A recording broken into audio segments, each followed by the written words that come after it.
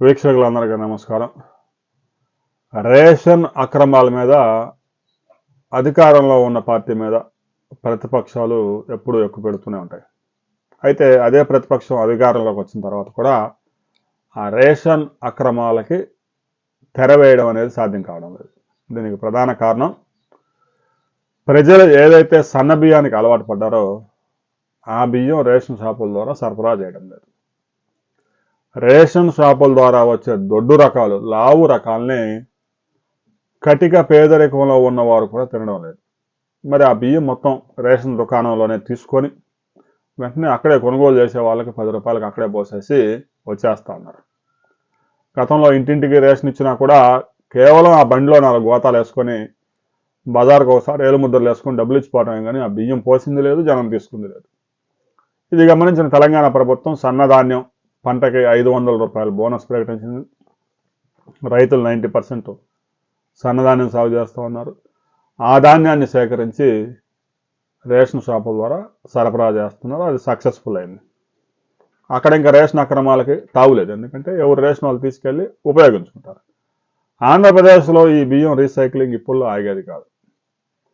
ఏ ప్రభుత్వం అధికారంలో ఉన్నా కూడా ఈ రీసైక్లింగ్ ఆగదు. ఎందుకంటే అది ఎవరు తినడం లేదు కాబట్టి. రీసైక్లింగ్ జరగగా మధ్యలో కొంత ఆఫ్రికా దేశాలకి బ్రోకెన్ రైస్ అంటే ఇరిగిపోయిన బియ్యం 5% అని చెప్పి కలిపి ఎగుమతి చేస్తూ ఉంటారు. దీని మీద ఈరోజు మీడియాలో పెద్ద ఎత్తున కథనాలు వచ్చినాయి.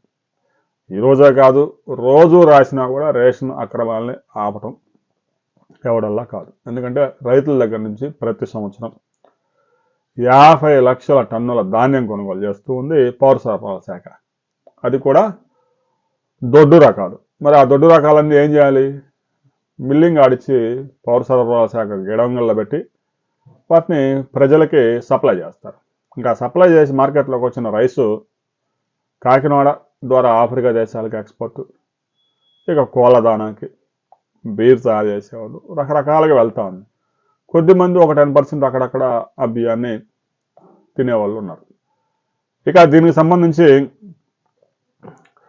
ఒక అద్భుతమైన కథనం వచ్చింది. రేషన్ స్మగ్లర్లు చౌక బియ్యం కాజేసి అమ్ముకుంటున్న కూటమి ముఠాలు బియ్యం పాలిషింగ్, రీప్యాకింగ్ చేసి ఆఫ్రికా దేశాలకు ఎగుమతి. అదేదో ఈరోజు ప్రత్యేకంగా కనిపెట్టింది కాదు. ఎవరైతే రాశారో వారికి సంబంధించిన పార్టీలోనే పెద్ద స్మగ్లర్ హెడ్ ఉన్నాడు. పేరైతే మనకు వద్దు. ఏడాది దందా 1000 కోట్ల పైమాటే నియోజకవర్గాల వారీగా వాటాలు వేసుకొని మరీ పనిచేసుకుంటున్నారు. బఫర్ గోడౌన్లు ఎంఎల్ఎస్ పాయింట్ల నుంచి నేరుగా మిల్లులకు, రాత్రుల్లో పోర్టులకు సమీపంలోని మిల్లులకు తరలిస్తున్న బియ్యం. రాత్రి ఉంది, పగలే వెళ్తాయి. రాత్రి చేయడానికి ఇదేం హెరాయిన్ స్మగ్లింగ్ కాదు. ఇక విశాఖ, కాకినాడ పోర్టులతో పాటు తమిళనాడు, కర్ణాటక నుంచి కూడా పెద్ద ఎత్తున ఎగుమతి. చంద్రబాబు బినామీ మంత్రి వియ్యంకుడి నేతృత్వంలో గోదావరి జిల్లాల్లో దందా అంట. మరి బినామీ మంత్రి ఎవరో, ఆయన వియ్యంకుడు ఎవరో, పేర్లు అయితే రాయలేదు.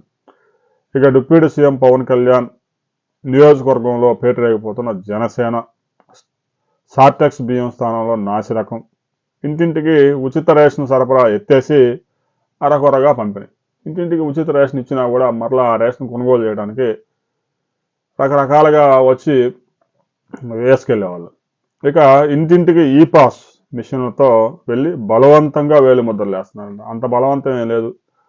10 కిలోల బియ్యం వస్తే వాళ్ళకి ఇచ్చేది 100 రూపాయలు. అంత బలవంతంగా వేయించుకోవాల్సిన అవసరం కూడా లేదు. బియ్యం ఎవరు తినడం లేదు కాబట్టి ఆ బియ్యం ఇంట్లో ఉన్నా కూడా అడమే కాబట్టి అక్కడే పడేసి వస్తున్నారు. రేషన్కు సంబంధించి ఎన్ని వార్తలు రాసినా ప్రతిపక్షంలో ఉన్నప్పుడు వీళ్ళు రాస్తారు, అధికారం మారిన తర్వాత మళ్ళీ వాళ్ళకు సంబంధించిన పత్రికల్లో రాస్తారు.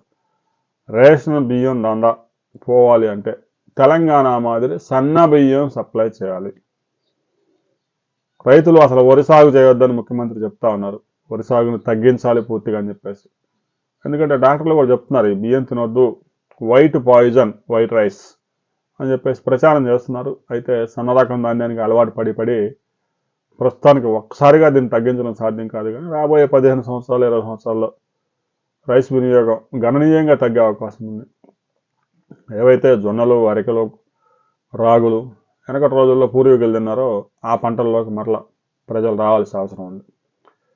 రేషన్ అక్రమాలకి తెరపడాలంటే ఏం చేయాలి ప్రభుత్వం అనే దానికి సంబంధించి ప్రతి ఒక్కరూ మీ అభిప్రాయాన్ని కామెంట్ చేయండి.